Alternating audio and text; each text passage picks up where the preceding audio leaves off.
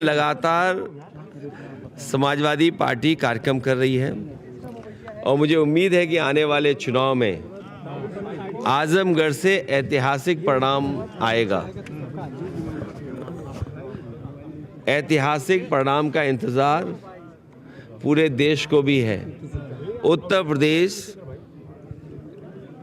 आने वाले चुनाव में सबसे बड़ी भूमिका निभाने जा रहा है और मुझे उम्मीद है कि जनता निर्णय लेगी और भारतीय जनता पार्टी का सफाया उत्तर प्रदेश से होगा। इसीलिए कई बार इस बात को समाजवादियों ने भी कहा और गठबंधन की तरफ से इस बात को कहा गया कि उत्तर प्रदेश से बीजेपी को हटाने का मतलब है देश से बीजेपी को हटना। 80 हराइए, बीजेपी हटाइए, इस नारे पे समाजवादी लोग लगातार काम कर रहे हैं 80 को हराने के लिए और पीडीए ही एनडीए का मुकाबला करेगा। पीडीए ही मुकाबला करेगा एनडीए का।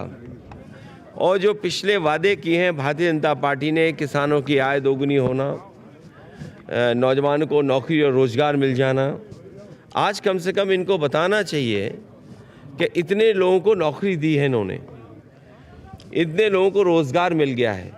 और आप में से बहुत सारे साथी होंगे, बड़ी बड़ी मैगज़ीन अगर आप देखें, टीवी अखबार देखें, विज्ञापन तो बड़े बड़े हैं और सदन में सरकार ने ये कहा कि 40 लाख करोड़ के एमओयू हुए हैं। अगर 40 लाख करोड़ के एमओयू होंगे तो कम से कम आजमगढ़ में नहीं तो मऊ में नहीं तो जौनपुर नहीं तो बनारस, और बनारस नहीं तो गाजीपुर, बलिया या कम से कम गोरखपुर में इन्वेस्टमेंट तो आया होगा। 40 लाख करोड़। और on the floor of house कहा मुख्यमंत्री जी ने कि 40 लाख करोड़ के एमओयू हुए हैं और उद्योग लगने जा रहे हैं। जिस सरकार के 2 साल यूं ही गुजर गए हों, तीसरा बजट आने वाला हो और उसके बाद ज़मीनें चिन्हित कर रहे हों कि हमें जिलों में ज़मीनें चाहिए तब इन्वेस्टमेंट आएगा, तो जिस सरकार ने तैयारी नहीं की, मुझे नहीं लगता है कि इन्वेस्टमेंट आएगा। आज बाज़ार में 70% से ज़्यादा कैश फ्लो कर रहा है।